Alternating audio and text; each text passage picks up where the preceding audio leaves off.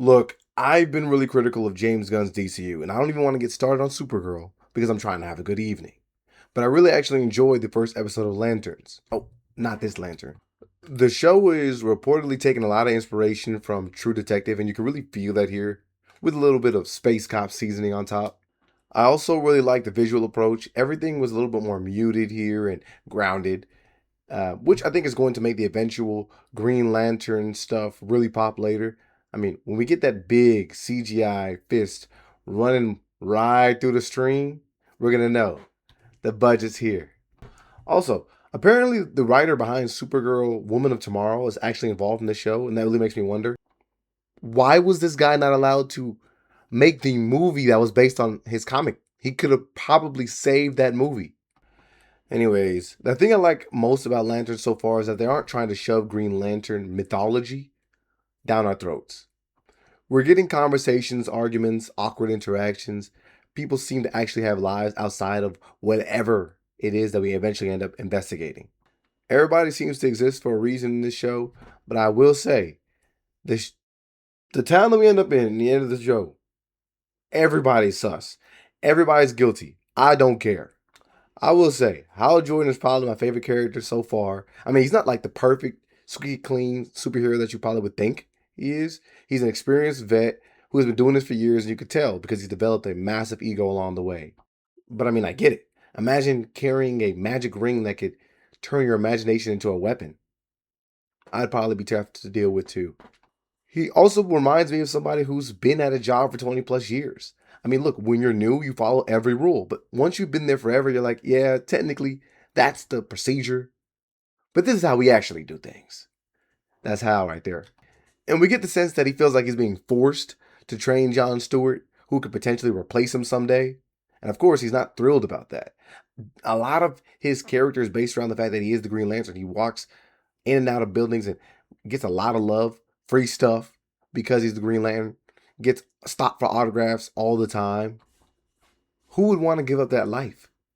There's kind of a bit right here in me that thinks that he's trying to intentionally sabotage my boy John Stewart, but it is what it is.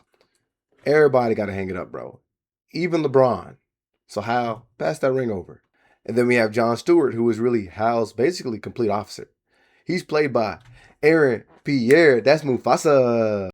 He's younger, more reserved, and much more willing to follow the rules and keep within the lines.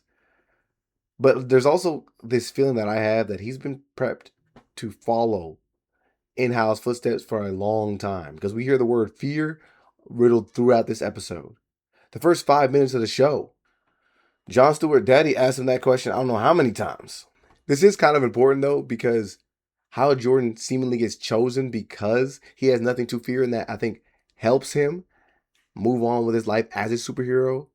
Because when he has fear, that might influence a lot of your decision making. Like I just watched Dark Knight, and we saw how corrupt the cops were in that joint. They had family members, loved ones that they were tied to, and they were willing to work on the side of the bad guys. But yeah, you got Hal the vet and John the rookie. It's basically like the superhero version of being forced in a 3-hour Uber ride with your coworker. The relationship works though for that because there is tension, but it does feel natural. Of course, the tone in the show is probably something I really appreciate. It comes across as grounded. I was believing that this show was going to come and hit us immediately with a bunch of alien fights and CG. Nah, we starting off a murder mystery in a small Nebraska town. Hey, that's cool. Now, spoilers ahead. We're going to dive into a lot of my initial reactions. Spoilers ahead if you hadn't watched it. I'm probably going to drop these videos each and every week. Just let me know. I may be right, I may be wrong. But let's deep dive into the plot a little more. We start things off in 96 with a young John Stewart watching Hal Jordan make history. Hal is introduced as a fearless fighter pilot. And like I mentioned, that topic of fear is thread all throughout this episode. John Stewart's idea of parenting is put an apple on your son's head, tell him to have no fear and fire. Did CPS take vacation? I think that this show shows me more than anything, there's a lot of crazy things that you can get away with in the 90s, bro. I don't think that has anything to do with fear because you can have no fear and bro can still miss.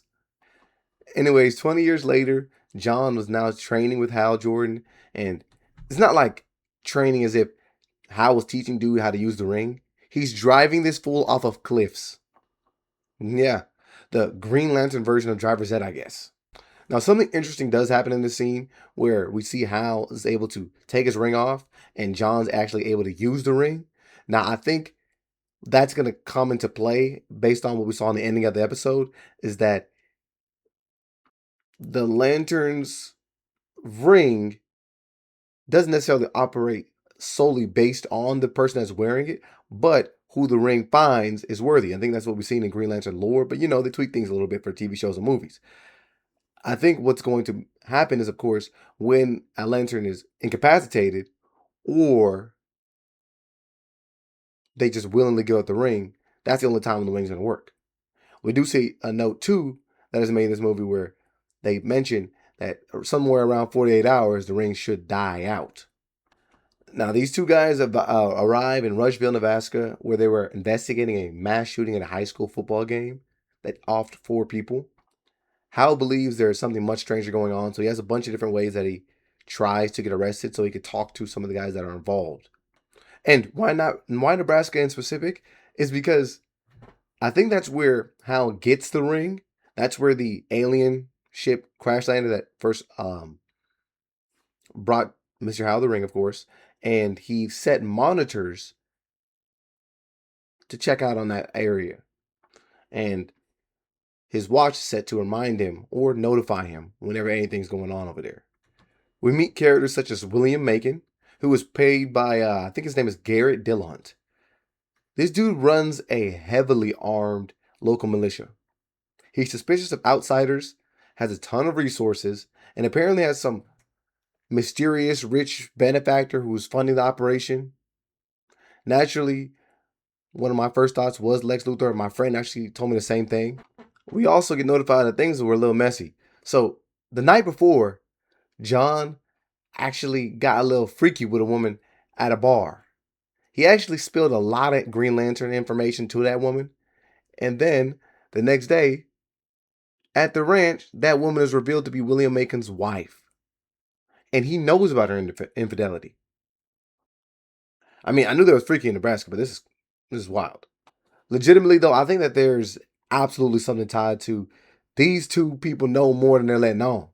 This was a little too calculated for me. A lot of coincidental stuff happening in this town.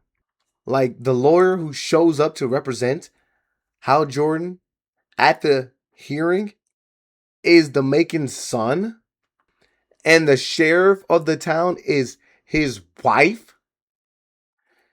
Sheriff Carey, come on now. She doesn't necessarily welcome Hal and John with open arms, which, I mean, does make some sense. Imagine being a small town sheriff and 2 federal agents, 2 federal space agents show up and be like, don't worry, we got this. Our potential alien suspect is Waylon Sanders. At first look, I ain't gonna lie, Hal was looking mad paranoid. This entire episode was about him trying to find an alien. I'm like, bro, there's no aliens. Even this interrogation, he's trying so hard to prove to us that this dude is an alien. But my boy is a regular dude. He loves Nebraska sports. He's not really hip to pop culture like Harry Potter, but dude lives in Nebraska and has no opinion on Barack. I don't know, bro. He definitely just opened up Wikipedia and kept it moving. He finally let us know, kind of, sort of, that he's a shape-shifting alien and that his bones were laced with a bomb. And he blew up, so Hal was not actually crazy. But we then fast forward to 2026, where we see John return to the town and meet up with the sheriff. They walk to the football stadium, and Hal Jordan's in the snow. He's dead. He got in the head. And his lantern ring is not on his hand. I ain't gonna lie, that's how you end an episode. What happened to Hal? Who did this? Who took the ring? This leads you to a bunch of questions. I mean, I, like many people, are trying to figure out where in the timeline Guy Gardner gets the ring. Because I believe they mentioned that there's only supposed to be one lantern in each sector. But then that could lead you to believe that this may not be the real Hal Jordan. Which is still strange, though, because that would mean that there's two people with the ring, unless that they tricked the ring or something like that. Maybe Hal gave up life as Green Lantern. Maybe he was living in this town in order to try to pursue his life that actually would involve a little bit of fear, having a family and friends, trying to be normal. Also, the aliens. Are they all good or bad? And what are they really after? I know they mentioned in the trailers the Manhunters, which notoriously are tied to the Martian Manhunter. He ends up being a good guy. But I wonder how they're going to do this invasion thing. Are there currently aliens there in Nebraska? Like the Makins, maybe? Good aliens, bad aliens? Look, I don't know. But that's why I'm interested, okay?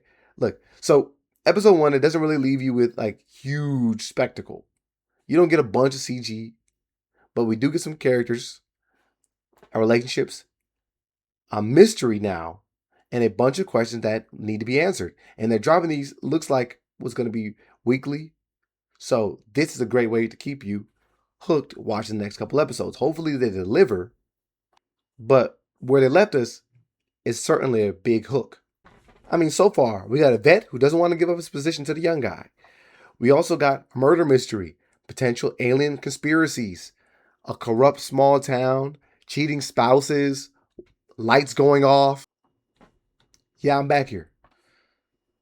I've been critical about Marvel and the MCU and their multiverse. And look, DC didn't need a multiverse to get my attention.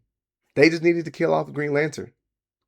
So far, so good. First episode, I got to give it, you know how we rate things. Yay, nay, somewhere in the middle is okay. This gets a yay from me. Hopefully it stays that way. Y'all let me know your thoughts, some of y'all predictions. If y'all gonna be watching this with me, I'm dropping them on Patreon, man. Peace.